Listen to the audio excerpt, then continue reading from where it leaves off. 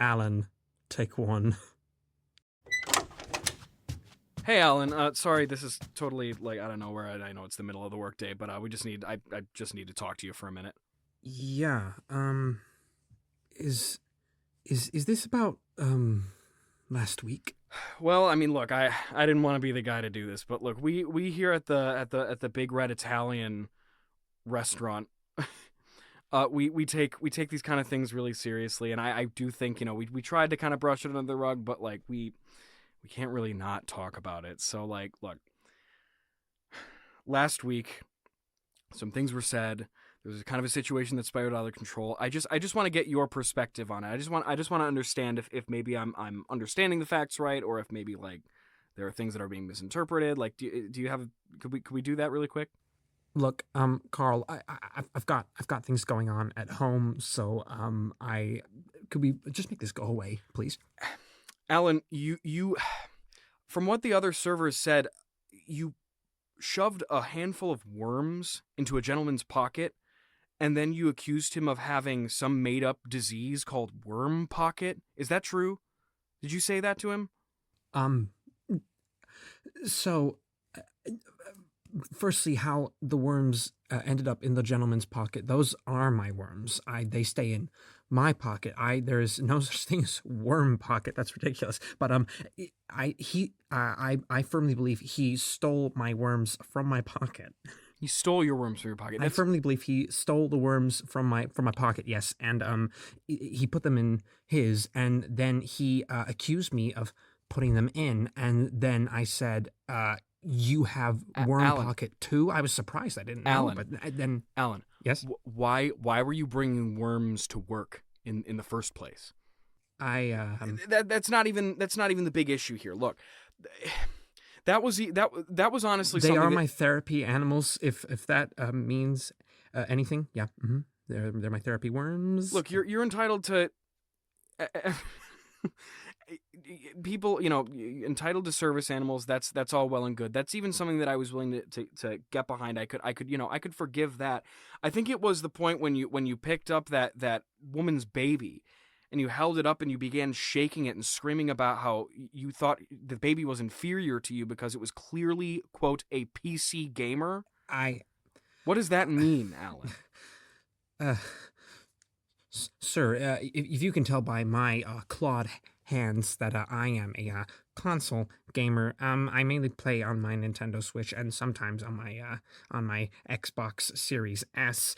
But the child, the way he looked at me, I could see he just knew. He was looking at my hands. He could tell. He could see that I played console, and I knew that he played PC. And I know that I've been in lobbies with this guy, cross-platform lobbies, where he has said the most horrendous things to Alan, you should never be picking up a woman's baby without her permission, especially not at work. Like, that's just not okay. But that's even still in the realm of like almost acceptable.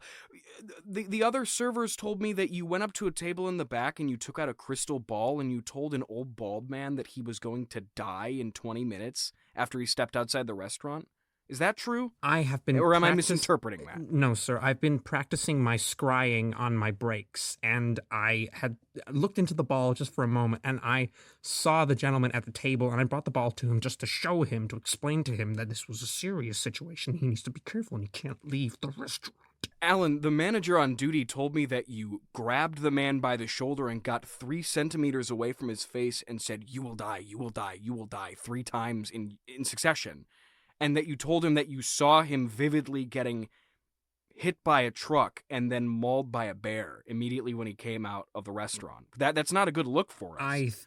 I would like to hope that the company policy is about honesty, and if we can be honest with our customers, then I'm not quite sure what we're doing here. Alan, there's a difference between honesty and like claiming to be clairvoyant about someone's.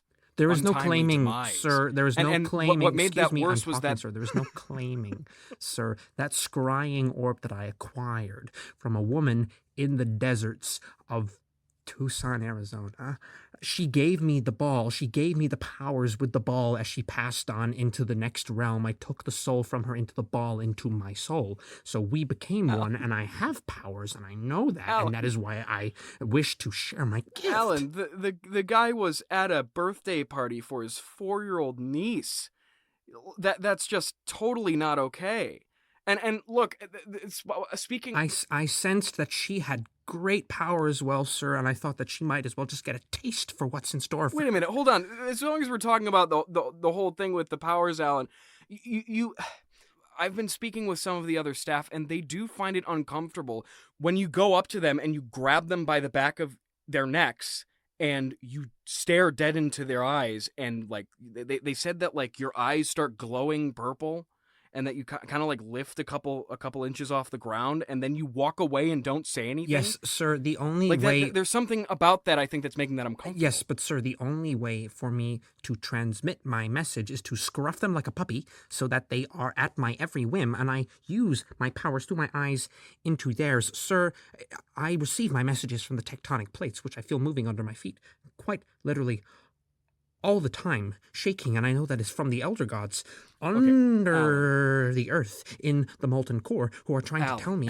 important messages, and I can't do it if I don't have them scruffed like a puppy. That's a complete invasion not only of someone's personal space, but also of their right to, I don't even know, control their own mind. Look, it's...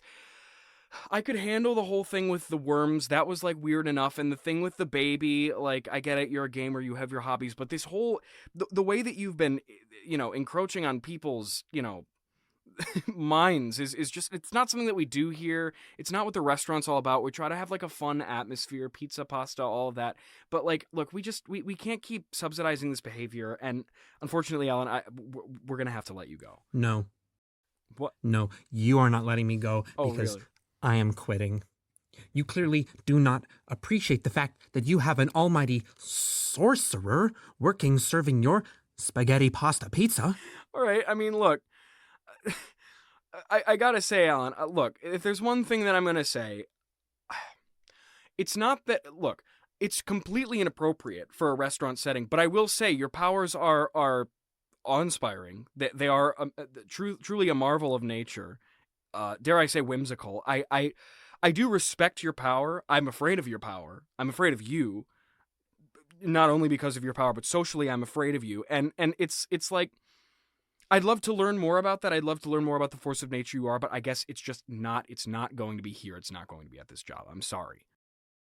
Your flattery is effective.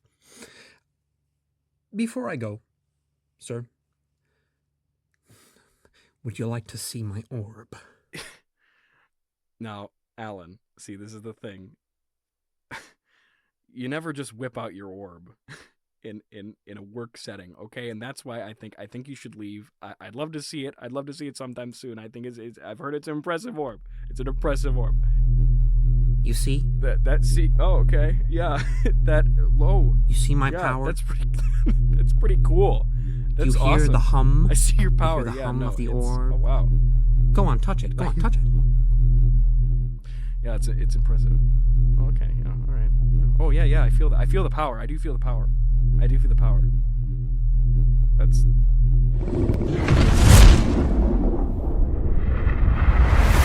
Oh! Wow. Hey, okay. All right. I see. I do get it. I do get it now, okay? I didn't believe you. I didn't believe... I was a skeptic. for a while, but now I get it. I do get it.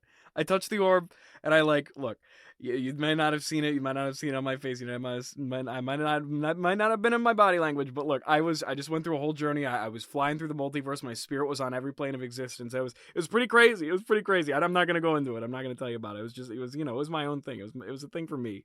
It was my own little adventure, my little thing for me. But look, Alan.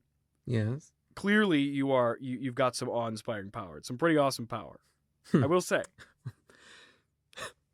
Thank you. And look, we here at Big Red Italian Pizza Pasta Company, we're all about having inspiring people and powerful, like people with impressive capabilities on our staff. We do like that, and look, it's clear based on what I just went through, and I went through a lot, but I'm not going to tell you about it. it's clear based on what I just went through that you've definitely got that X factor. You've got that big red Italian gusto about you. Okay, so look, I'm gonna say, slap on the wrist. Okay, don't do some of those things. Don't pick up that lady's baby and shake it. But hey, you know what?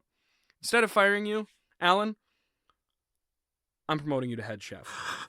Head chef, manager on duty 3 days a week. How does that sound? I commune with the gods. I commune with the gods. It's okay, I yeah. commune with the gods. I humbly accept your gracious offer. Good. Oh man, I'm glad we could work this out in a peaceful way. Everybody's happy. Yeah. No. But yeah, I'll see you Monday. You have a good weekend, Alan. You're a good guy. Adieu.